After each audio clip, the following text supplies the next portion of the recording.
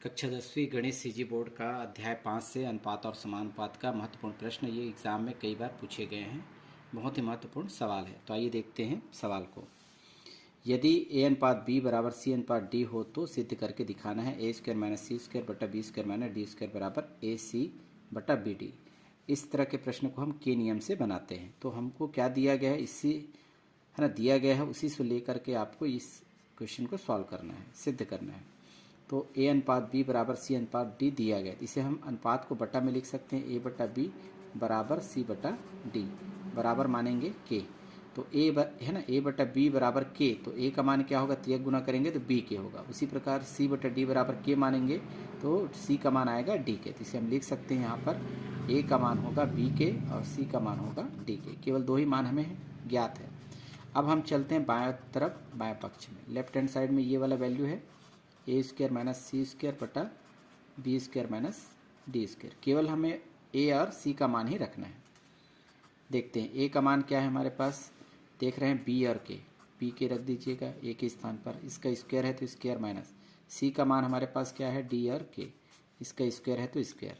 B square का मान नहीं है, माइनस डी स्क्वायर का मान नहीं है, तो जो का त्यों रख देंगे। अब गुना करेंगे बी और के का वर्ग, यानी बी के दो बार गुना होगा। यदि हम रफ कार्य में समझने का प्रयास करें, बी के इंटू बी के, तो बी का गुना होगा बी स्क्वायर और के का गुना होगा के स्क्वायर। इसी प्रकार से हम लिखेंगे यहाँ पर बी स्क्वायर के स्क्वायर माइनस डी और के का गुना दो बार होना है डी के, तो यहाँ पर इसी तरह से होगा तो डी स्क्वायर के स्क्वायर बटा नीचे में है बी स्क्वायर माइनस के स्क्वायर। आगे प्रोसेस करें तो इसमें दिखाई दे रहा है के स्क्वायर और के स्क्वायर उभयनिष्ठ के रूप में निकाल सकते हैं। तो क्या बचेगा कोष्टक में, B square minus D square बचेगा। नीचे में है B square minus D square, ऊपर नीचे देख पा रहे हैं दोनों इक्वल है, बराबर है, तो दोनों कट जाएंगे। तो क्या आएगा हमारे पास के स्क्वायर। तो ये आ गया समीकरण पहला। हम देखते हैं दूसरी तरफ right hand side. Right hand side पर हमारे पास वैल्यू है ये ए सी बटा बी डी।